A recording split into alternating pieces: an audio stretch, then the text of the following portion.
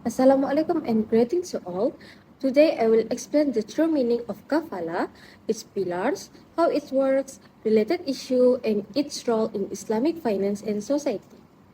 In Arabic, Kafalah means guarantee or suretyship. In Islamic laws, it refers to a contract where a third party, called the kafil guarantor, guarantees the obligation of another person, makful anhu, to a creditor, makful lahu. A simple example, if someone takes a loan or has a certain obligation, the guarantor will be responsible if that person fails to fulfill their responsibility.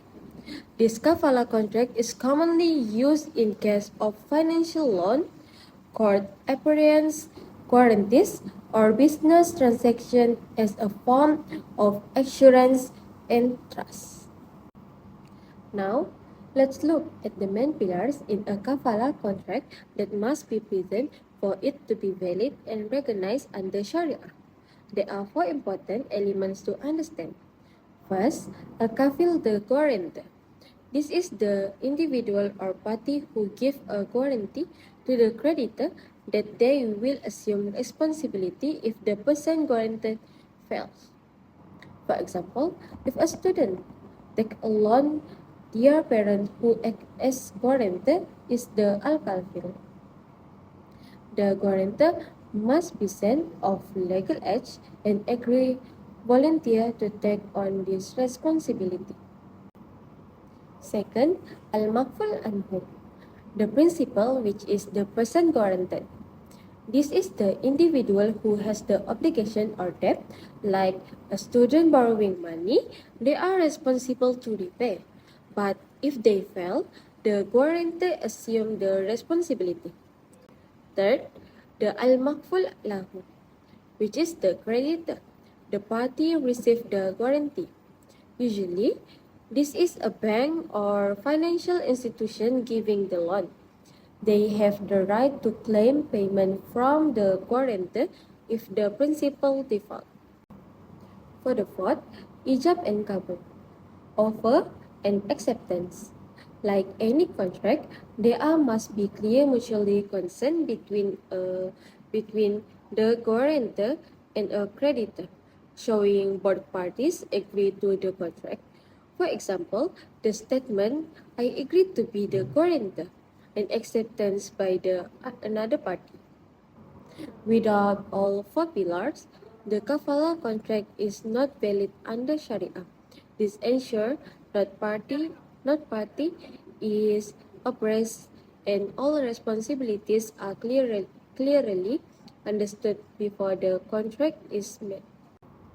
To understand more easily, let's see how kafala works in a real life. Usually, before a loan is given or the transaction is done, the creditor will request some form of guarantee.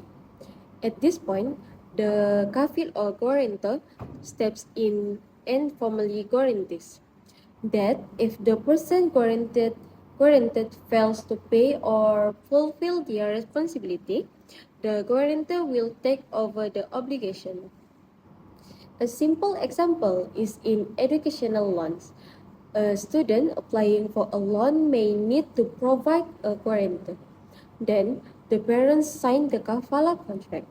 If the student fails to repay after graduation, the parents as guarantor must pay the debt.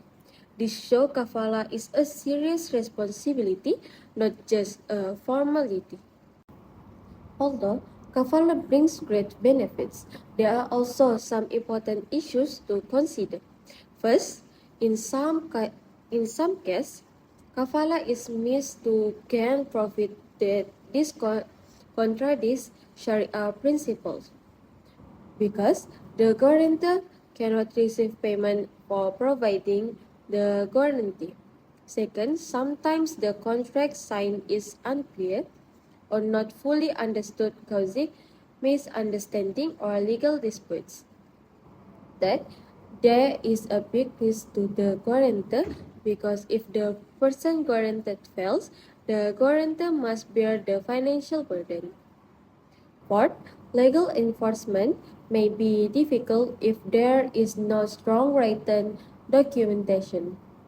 Therefore, it is very important for all parties to sign the Kafalah contract with clear knowledge and serious intention based on justice and trustworthiness.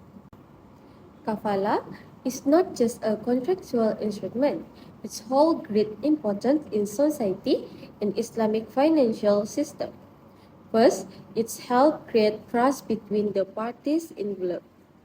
Second, Kafalah provides security in transactions, especially in Islamic financing such as takaful and Islamic banking. Third, it reflects Islamic values such as mutually help, responsibility, and trustworthiness. For the fourth, it strengthens Islamic financial structures because many financial products and contracts depend on this principle.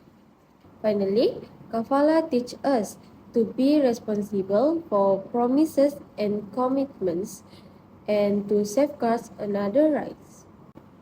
In conclusion, Kafalah is a very important contract in Islamic Sharia. It helps build trust, ensure justice, and further social cooperation. However, it must be used responsibly with clarity and complied fully with Sharia law. With sincerity and ethics, Kafalah can become a tool for oppression and harm. Remember, Allah words in Surah Al-Ma'idah, verse 2, and cooperate in righteousness and piety, and do not cooperate in sin and aggression.